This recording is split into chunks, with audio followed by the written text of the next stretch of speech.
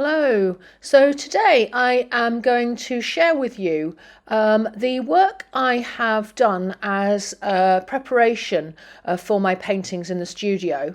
I have mentioned that I did a lot of drawing and studies in my sketchbooks during the autumn of the wild flora, and I just thought I'd share with you first a little bit of video footage here so that you can see what the lane that I have been using as reference is like, and you can see all these wonderful seed heads, the golden grasses, the billowiness of it all, and the way that it's moving in the breeze.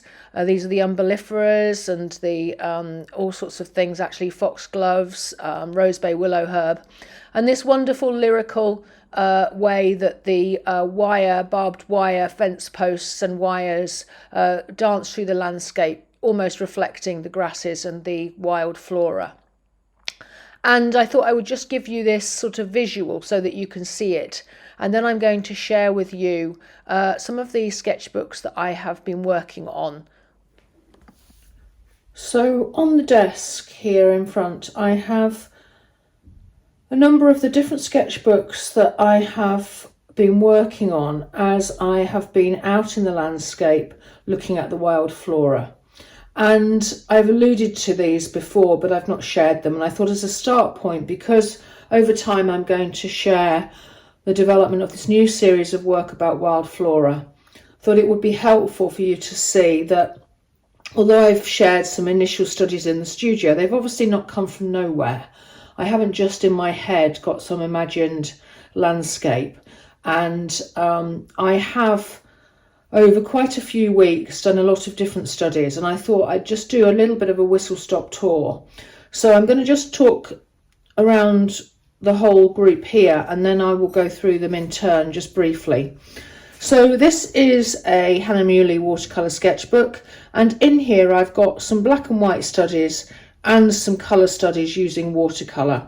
It's a watercolour paper, and so I have generally, although obviously not this image here, I've generally tended to use inks and watercolour in this book.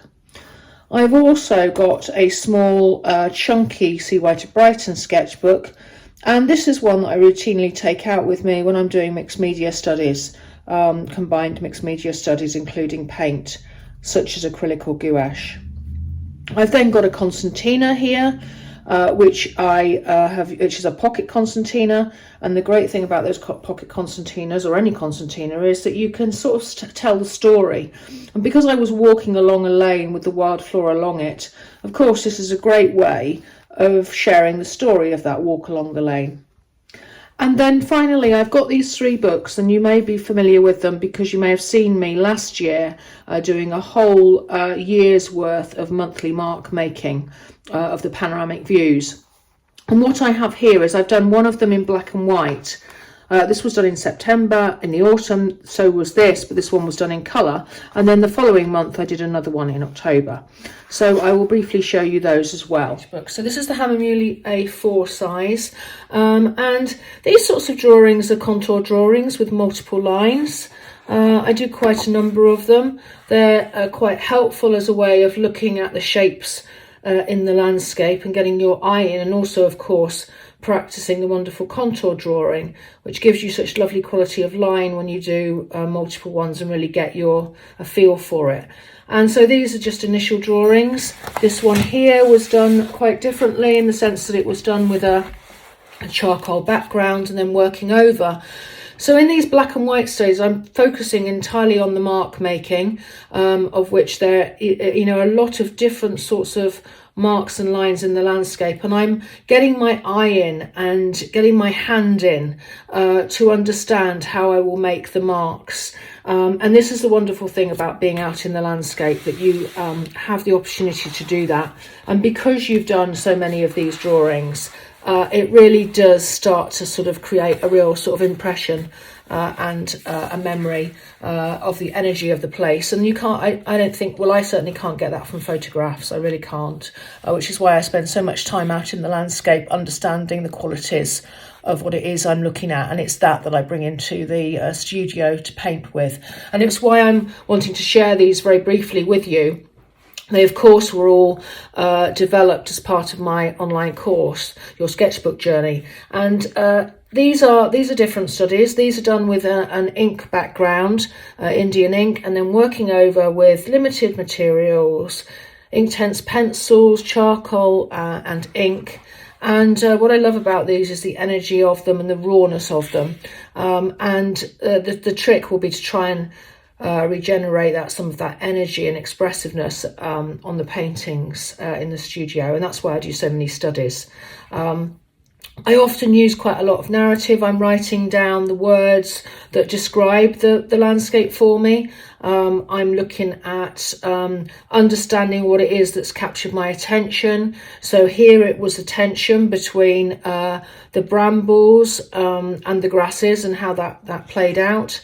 And I use words to describe those elements, the brambles being arching, bending, dense, leathery, and so on. And so you can see how this sort of plays out.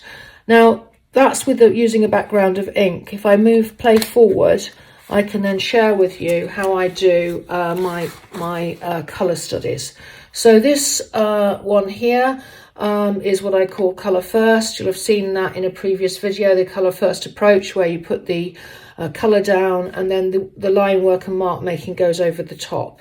I really like that approach because I think it provides a clarity and an energy and a rawness which can get lost otherwise. So I'm laying the watercolor is this this colour here, this colour here, this colour here.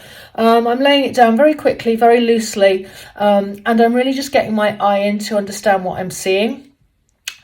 And I do it very richly. I don't overwork it. I let these wonderful white spaces appear serendipitously, and then I work over with Inktense pencils, ink in a fountain pen, other things as well. And I'll just quickly share a few of these. This one was done, and this was actually charcoal, Inktense pencil again, fountain pen. This one was done with pastel. And then a final one over here. This was done with watercolour first and then pastel over. And you can see the energy and the looseness and the rawness of it, which I really like. And it's really an important aspect of this particular technique. So now what I'll do is I'll show you the studies I do in a smaller sketchbook. I'll move this big one out of the way. So this one is a small chunky sketchbook, which is cartridge paper. There's no point when you're not using watercolour and inks and stuff to necessarily, and to use, unless you want to use watercolour paper, which was the Hahnemühle. This is cartridge paper and it's a chunky sketchbook. I like this size because I'll often work over the two pieces and it gives me perfectly enough space, and it's easier to carry this sort of sketchbook, although because the chunky ones are quite thick, it's, if you had a big one of these it would be quite heavy, so that's why I limit it. This one was done using gouache first again. I'm limiting the materials to make it really simple and super quick. I'm doing the whole thing in 10 to 15 minutes at most. I don't want to labour on these. I want to just get the energy and again the marks. So I use gouache for the big sweeps of colour, and then using tools over 2 or 3 at most, because you don't want to get overthinking about this or confused with different media. So this one was done with some pencil, 2 different colour pencils, and then this red is an oil pastel. I use pages in between just because it bleeds through. This one was done similarly again with gouache. I felt that was too busy, so I did another version of it, which was a little bit simplified, but similar sort of scene. Again, keeping it really loose, using contour drawing, approach and mark making to create these. And then another one I did, which instead of using gouache, I've just used acrylic from the tubes out in the landscape, and then working over with, again, several tools. So what I want to do now is to share with you the concertina that I showed at the beginning. So this concertina, what I did with this one was I worked on 4 pages at a time, looking in different directions, but for a particular subject matter. and I've used soft pastel and oil pastel combined, and usually I lay the soft pastel down first. And I'm getting, again, this time I'm getting the colours and the quality of the lines and the different thickness of the lines and the different sort of textured effects from the mark making. If I quickly whiz through, you'll see the difference in each page. This is all about the rose bay willow herb against the grasses. This page is all about, I'm looking in a different direction here. I'm looking across the lane as opposed to down the lane. And this one is all about the stone walls. With these are the wonderful seed heads of the foxgloves with the grasses in the background. This one is very much about the leathery nettles against the grasses. And this last page is all about the rose bay willow herb with its beautiful colours. And I write down the names of the colours. I'm not trying to reflect in my studies. I'm trying to get a sense of the different colours, how vibrant they are and the brightness, but I'm obviously not colour matching. And I will write the words of colours down so that when I come back to the studio, I can maybe create those in paint. And then I just want to finish by sharing with you, or finish showing the books by sharing with you these sheets that were folded to form these books. I've got this one here is the first one, the black and white one, this one at the bottom. I'll just move those out of the way for now. This one here. A whole sheet, A2 sheet of mark making done out in the landscape, looking in one direction and the other, filling the sheet and then folding it to form this book. This one was done mainly in black and white, but I did have a mahogany ink and some blue.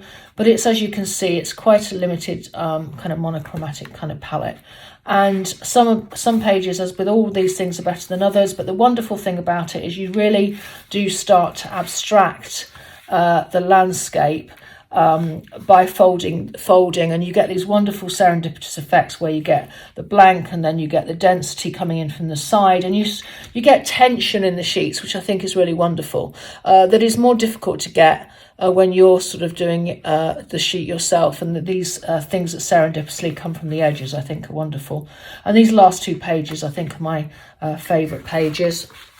And then if I just show you, this was done similar timeline again in the autumn, but with colour, and some pages obviously better than others, but again, wonderful effects and things that often can be quite inspirational for my subsequent paintings.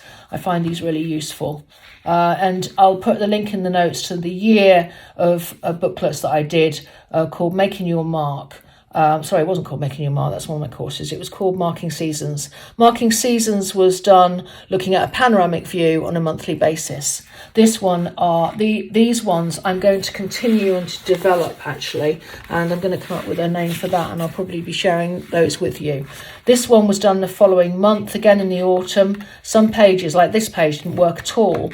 That page didn't really work, far too much on it. This page is starting to get really interesting to me. So that's the thing about these folded books. They are rich pickings really, and I do like them as a way of starting to abstract. Again, that's part of my new course as well, your sketchbook journey. So if you check that out, I'll put a link to it in the notes where I show in detail how I do all of these studies, and obviously participants then select their own subject matter, and they see all of the videos of me creating these.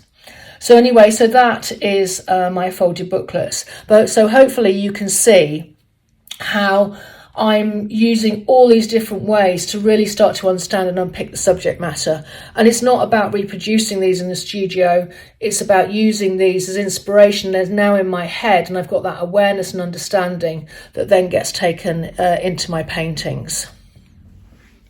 So thanks very much for watching. Please do subscribe and like and make comments. It all helps me to improve my profile on here on YouTube. And please do share the video, the link to my channel with interested friends that you think might be interested. Just because I need to increase my subscribers on here, and for all the efforts I put into the videos, I really do need to widen my subscriber net and get more sign-ups. And do check out the notes of this video. I will put links in there to previous things that I've referenced during the discussions, and also to my course, my new course, which is Your Sketchbook Journey. So thanks again, and I'll catch you next time. Bye bye.